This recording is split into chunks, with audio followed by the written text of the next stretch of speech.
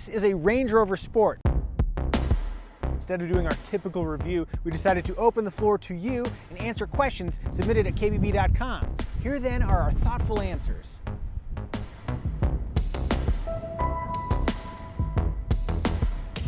Well, Katie, the Range Rover and the Range Rover Sport actually have quite a bit in common since they were developed together. The Range Rover Sport slots neatly between the flagship Range Rover and the entry-level Range Rover Evoque, with roughly $20,000 separating each car's base price. Dimensionally, the more sleekly shaped Sport is about 2 inches lower than the Range Rover and 6 inches shorter in length. While both vehicles now boast rigid aluminum unibodies that enabled a staggering 800-pound curb weight reduction versus the previous models. Consequently, losing a chunky motorcycle worth of weight greatly aided the Range Rover Sport's fuel economy figures.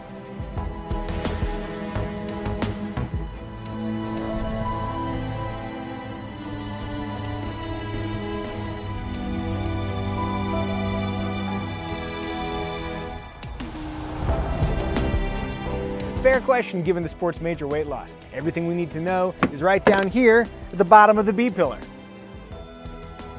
Yep, well over 6,000 pounds. You're cleared to exploit the tax code.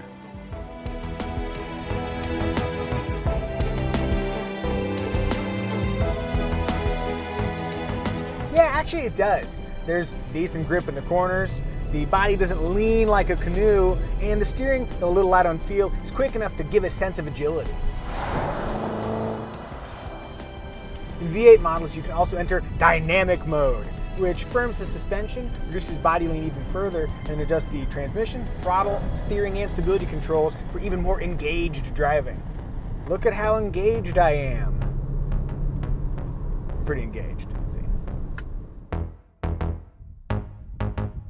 At the same time, the Range Rover Sport handles itself really well when simply commuting. Harsh bumps can overwhelm the suspension, but for the most part, ride quality is really pretty good. One more sport-related thought. If you measure sport potential by pure straight-line acceleration, the Range Rover Sport's a superstar.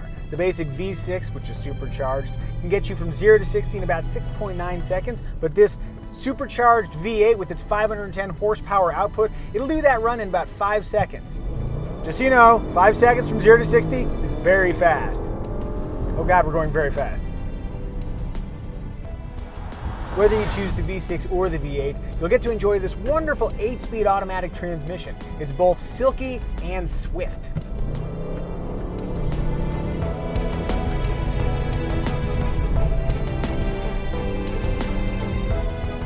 Sure, it steers and rides well for what it is, but the Range Rover Sport is still clearly an SUV. It tows up to 7,700 pounds, affords its driver a typical SUV view of the world, and it just looks solid inside and out. Then there's what happens when the road ends, a perfect lead-in to Bill H.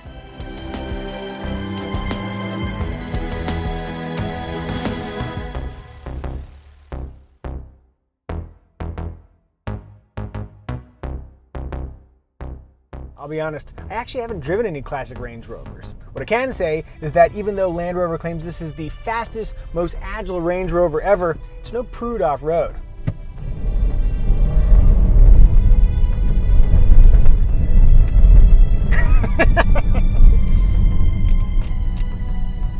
I wasn't kidding. The standard independent aluminum 4-corner air suspension not only alters vehicle height for easy passenger access or enhanced obstacle clearance, it also offers a generous 10.2 inches of wheel travel in the front and 10.7 inches in the rear. Using the now familiar terrain response system, it's easy to dial up the ideal engine, transmission, stability control, and differential settings for a variety of conditions.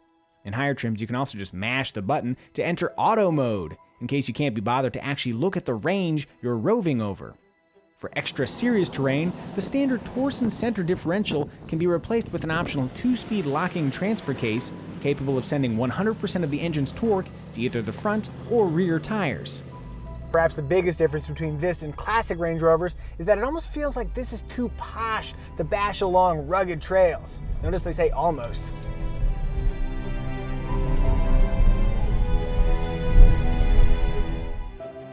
Even in base V6 form, you're looking at roughly $63,000 worth of SUV. Spring for the zootiest autobiography trim, yes, that's its real name, and you'll pay anywhere between $93,000 and $107,000. It's a lot of cash to go dragging over rocks and blasting through rivers. Just know that if money's no object, the Range Rover Sport is happy to oblige.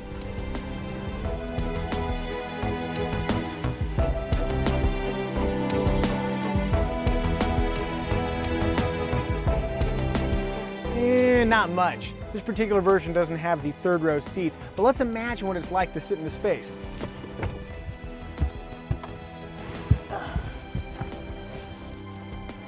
Yeah, I'm guessing you'll want to reserve the third row seats for emergency use only.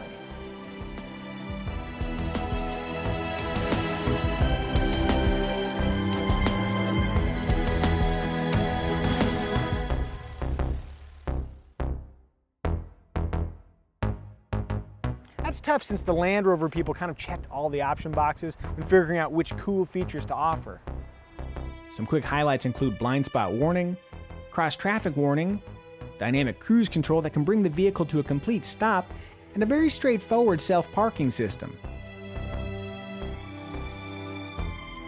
I'm actually a little underwhelmed by the layout of the infotainment system, but this big panoramic sunroof is the delight, and having cameras all around the car makes it less likely that I'll run over camera god Mike Delano.